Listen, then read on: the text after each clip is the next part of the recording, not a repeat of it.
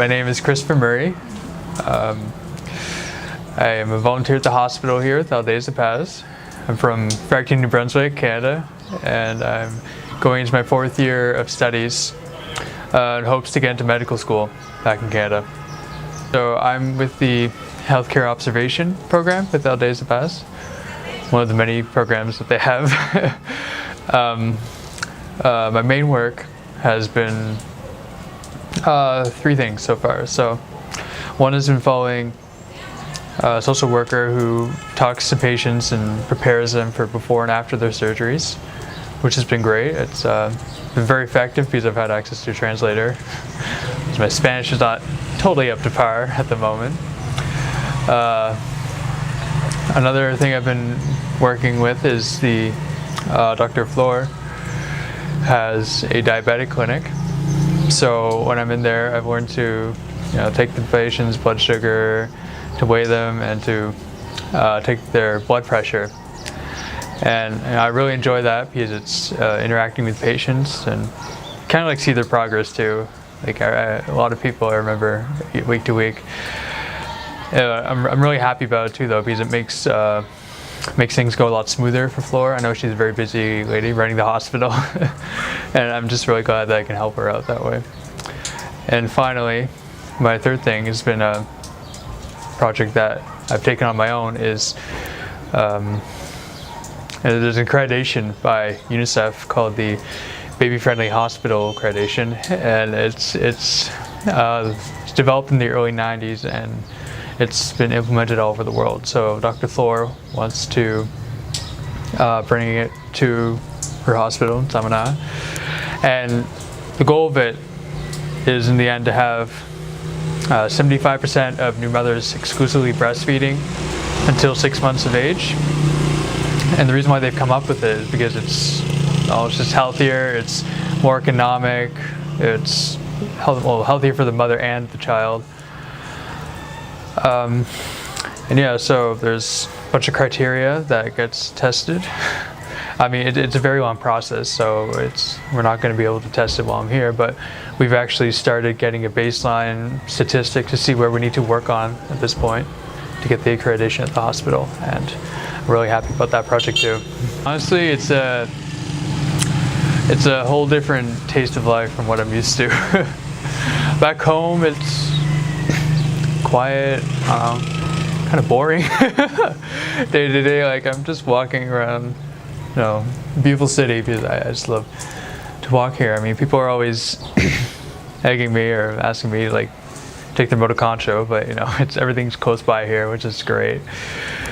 And you just see things I've never seen at home. And the climate's beautiful here. The weather's beautiful. The scenery. People are all friendly. All of them. They'll talk about anything. Which is great for learning Spanish because that's what you need. You need to get out there and practice it, and these people are more than happy to do that with you, especially in something they're really good about it for something not used to, speaking Spanish. I think it's a great organization. My favorite thing about it was it's very small and closely connected, so it's not just here's your work schedule, this is what you're doing. It's very fluid, and if something's not working out for you, you tell Manfred, the boss, and he'll work until you get something that does work for you. And you can also bring your own ideas and do what you want. So it's what you make it, which was great for me because I love taking initiative and seeking to do more. Just in general, just 2 things. First of all, you're gonna love it. Everyone I've seen here is just having a great time. Our weekends are great. We get to explore the island, but you also get the opportunity to do meaningful work, which is what we're here for. It's very important. And so, first of all, you're gonna love it. Advice: work on your Spanish. It is very crucial here. And the more you come with, the more you'll improve. Like it's like a snowball kind of effect that really propels you. And keep in mind that it is most likely, if you're from where I'm from, it is a completely different world here. And you have to come with an open mind and a good attitude. Be open to new ideas, just new culture. I want to do some work in a more developing nation, just to get a different taste of life. Also, opportunities I just wouldn't have at home for experiences to have. I searched Dominican Republic volunteering, and Aldeas de Paz has a great website, so it came up first. I applied there, and it worked out, and I'm so glad because of it. I don't know. I was very anxious. I was kind of scared that things would go wrong because I would die on like a motoconcho, or I wouldn't be safe, or like I tried to come with an open mind, but I had these little insecurities and fears in the back of my mind. But I mean, as soon as I came here, they're all put to rest. Like it's fine. Everything's safe here. Everything's great.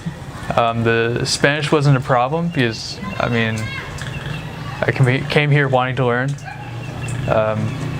Came here. I tried to learn as much as I could before I came, but you really have to be here and have someone to talk to and put it to use to get better. So, yeah, I don't know. I just tried to come with an open mind, honestly, and I wasn't disappointed. I love it here. Of course it would. I mean, this is a really wholesome experience coming to Dominican Republic. Living here, I've been here for 3 months. I feel like I've taken a lot away. Not only working at the hospital, but just opening myself up to new cultures, new ideas, meeting new people.